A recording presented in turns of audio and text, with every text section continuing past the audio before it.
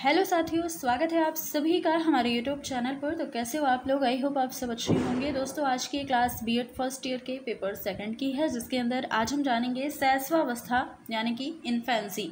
तो शैशवावस्था की शारीरिक विशेषताएं क्या हैं, इनके बारे में आज हम इस क्लास में यहाँ पर चर्चा करेंगे। तो आप लोग वीडियो में एंड तक बने रहिएगा। अगर आपके एग्जाम के अंदर शैशवावस्था से संबंधित कोई भी प्रश्न आता है तो आप यहाँ पर जो भी चीज़ें लिखी हैं उसे आप लिख सकते हैं।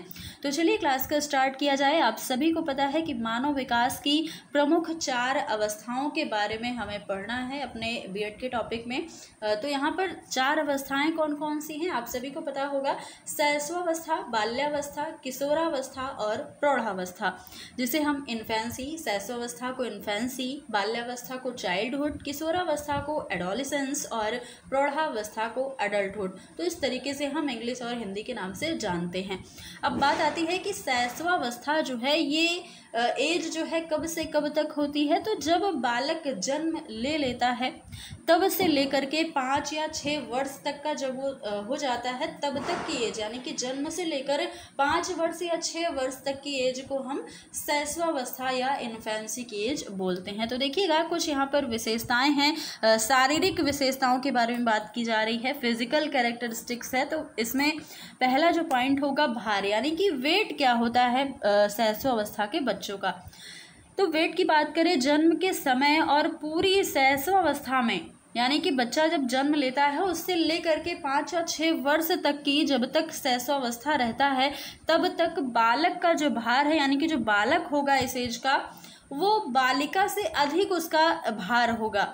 और जन्म के समय बालक का जो भार है वो लगभग 7 पाउंड और बालिका का भार भी लगभग 7.13 पाउंड ही होता है। ये एग्जैक्ट आप नहीं बोल सकते, लगभग यहाँ पर हम कह सकते हैं। पहले 6 माह में शिशु का भार जो है 2 गुना होता है और फिर 1 वर्ष के अंत तक में भार जो है वो 3 गुना हो जाता है। और दूसरे वर्ष में जब बच्चा जाता है तब शिशु का जो भार है वो केवल आधा पाउंड प्रति मास के हिसाब से, यानी कि प्रति माह के हिसाब से ही बढ़ता है। और 5वें वर्ष के अंत में जो बच्चा है वो 38 पाउंड के बीच में आ जाता है। तो ये इन्फेंसी के जो इन्फेंसी एज का जो बालक बालिका हैं उनके वेट की बात हुई है। अब आगे चलिएगा लंबाई यानी कि लेंथ की बात करें तो जन्म के समय और संपूर्ण शैशवावस्था में बालक की जो लंबाई है वो बालिका से अधिक होती है और भार भी आपने देखा कि अधिक ही होता है बालक का। तो जन्म के समय बालक की जो लंबाई है लगभग 20.5 इंच और बालिका की लंबाई 20.3 इंच होती है। कुछ ही फर्क होता है, ज़्यादा डिफरेंस तो नहीं होता। और अगले 3 या 4 वर्षों में बालिकाओं की लंबाई जो है वो बालकों से अधिक हो जाती है। आप ये बात यहाँ पर ध्यान दीजिएगा, ये क्वेश्चन बन सकता है ऑनलाइनर में भी, आपको ये यहाँ पर परेशान कर सकता है कि जो बालक का भार है जन्म के समय बालिका का भार अधिक होता है या फिर बालक का। तो आपको ये बताना है कि जन्म के समय या शैशवावस्था में बालक का भार बालिका से अधिक होता है, लेकिन आगे चल करके 3 या 4 वर्ष का जब बच्चे जब हो जाते हैं तब उस समय बालिकाओं की लंबाई बालकों से अधिक हो जाती है। हो सकता है आप इस बात में कंफ्यूज हो जाएं कि जो बालक है उसका जन्म के समय जब लंबाई उसकी ज़्यादा थी, तो ऐसा भी है कि जब पूरी शैशवावस्था में बालक की ही लंबाई अधिक रहेगी। तो यहाँ पर ऐसा नहीं है, बालिकाओं की लंबाई अधिक बढ़नी स्टार्ट हो जाती है 3 या 4 वर्ष में। उसके बाद बालकों की लंबाई बालिकाओं से आगे निकलने लगती है। पहले वर्ष में शिशु की लंबाई लगभग 10 इंच और दूसरे वर्ष में 4 या 5 इंच बढ़ती है और तीसरे, चौथे और 5वें वर्ष में उसकी लंबाई कम बढ़ती है। तो ये सारी चीज़ें हैं लंबाई को लेकर के। सिर व मस्तिष्क, इसके बारे में बात की जाए तो नवजात शिशु जो है, जो जन्म लिया है नया, उसके सिर की लंबाई उसके शरीर की कुल लंबाई का 1/4 होती है। पहले 2 वर्षों में सिर बहुत तेज़ी से बढ़ता है, लेकिन उसके बाद जो है उसकी गति धीमी हो जाती है। जन्म के समय शिशु के मस्तिष्क का जो भार होता है, जो वेट होता है, वो 350 ग्राम होता है और शरीर के भार के अनुपात अनुपात में अधिक होता है। यह जो भार है वो 2 वर्ष में 2 गुना और 5 वर्ष में शरीर के कुल भार का लगभग 80% हो जाता है। तो वेट भी आपको ब्रेन का याद रखना है। और मस्तिष्क का जो ये सारी चीज़ें यहाँ पर आपको बिल्कुल सही से ध्यान रखना है, क्योंकि कुछ पॉइंट जो हैं आपको परेशान कर सकते हैं एग्जाम में। अब आगे देखिएगा, हड्डियों की बात की जाए तो कितनी हड्डियाँ होती हैं जन्म के समय बच्चों की। बोन्स जो हैं वो नवजात शिशु की बोन्स जो हैं छोटी और संख्या में 270 होती हैं। संपूर्ण शैशवावस्था यानी कि जन्म से लेकर 5 या 6 वर्षों में ये छोटी, कोमल और लचीली और भली प्रकार से जुड़ी हुई नहीं होती हैं। इसलिए आप देखते हैं, अगर छोटा बच्चा होगा आपके घर में या कहीं भी आपने देखा होगा, एकदम छोटा बच्चा जो अभी अभी जन्मा हो, तो उसे गोद में लेने में बहुत प्रॉब्लम होती है, क्योंकि उसकी जो हड्डियां हैं वो ठीक से जुड़ी हुई नहीं होती हैं, नाजुक होती हैं, कोमल होती हैं। तो उनका टूटने का या फिर उनका आप कह सकते हैं उखड़ने का बहुत ज़्यादा डर होता है, क्योंकि उनकी हड्डियां जो हैं ठीक से जुड़ी नहीं होती। ये कैल्शियम फॉस्फेट और अन्य खनिज पदार्थों की सहायता से दिन प्रतिदिन कड़ी होती जाती हैं। इस प्रक्रिया को अस्थिकरण या अस्थि निर्माण, जिसे हम इंग्लिश में ऑसिफिकेशन कहते हैं। बालकों की तुलना में बालिकाओं में अस्थिकरण की प्रक्रिया तेज होती है।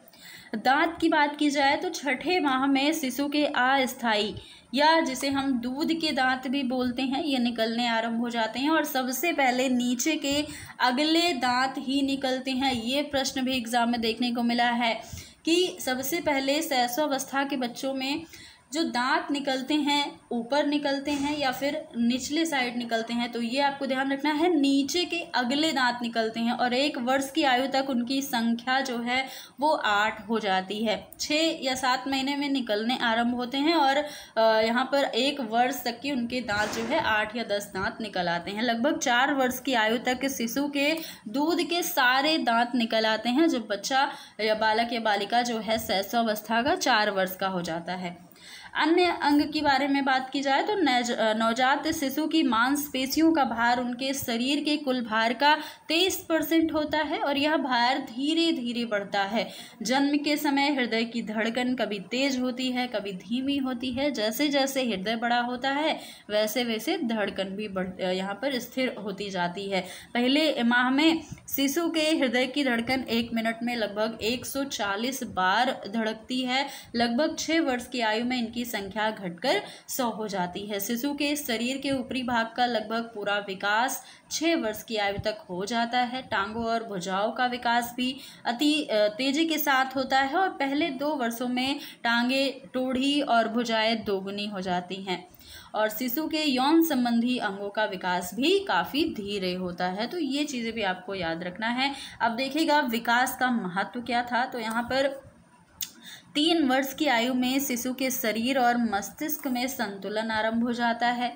उसके शरीर के लगभग सारे अंग काम करने लग जाते हैं। आप देखते होंगे 3 या 4 वर्ष का जो बालक है लगभग तभी उसका एडमिशन भी स्कूल में कराया जाता है, क्योंकि उसका लगभग विकास जो है, डेवलपमेंट जो है वो हो चुका होता है।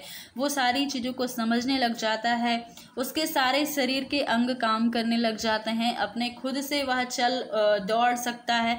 तो इस तरीके से 3 या 4 वर्ष का जब बच्चा होता है तभी इसीलिए उसका एडमिशन स्कूल में कराया जाता है और उसके हाथ पैर भी मजबूत हो जाते हैं। फलस्वरूप जैसा कि स्ट्रॉन्ग महोदय ने यहाँ पर, स्ट्रैंग महोदय जो एक मनोवैज्ञानिक है, उन्होंने लिखा कि शिशु अपने नैतिक गृह कार्यों में लगभग आत्मनिर्भर हो जाते हैं। 5 वर्ष के अंत तक अनेक शिशु पर्याप्त स्वतंत्रता और कुशलता प्राप्त कर लेते हैं। यानी कि कहने का मतलब यह है कि जब बच्चे 5 वर्ष के अंत तक पहुंचते हैं तब तक वह अपने खुद पर निर्भर हो जाते हैं, अपना जो भी नित्य कार्य है वह खुद से करने लग जाते हैं। तो ये सारी चीज़ें हैं। ये दोस्तों आज की क्लास थी। आई होप आपको सारी चीज़ें यहाँ पर काफ़ी इजी भी थी तो समझ में आ ही गई होंगी। और ये आप ध्यान रखिएगा, जो भी चीज़ें कुछ पॉइंट यहाँ पर है जो आपको याद रखना ही है। तो दोस्तों ये क्लास आपको कैसी लगी ज़रूर बताइएगा। और एग्जामिनेशन जो है वो आपका अब करीब ही है, तो आप सब अच्छे से आई होप पढ़ाई कर रहे होंगे। तो दोस्तों फिर मिलते हैं अगली क्लास में कुछ नए टॉपिक के साथ। तब तक के लिए धन्यवाद।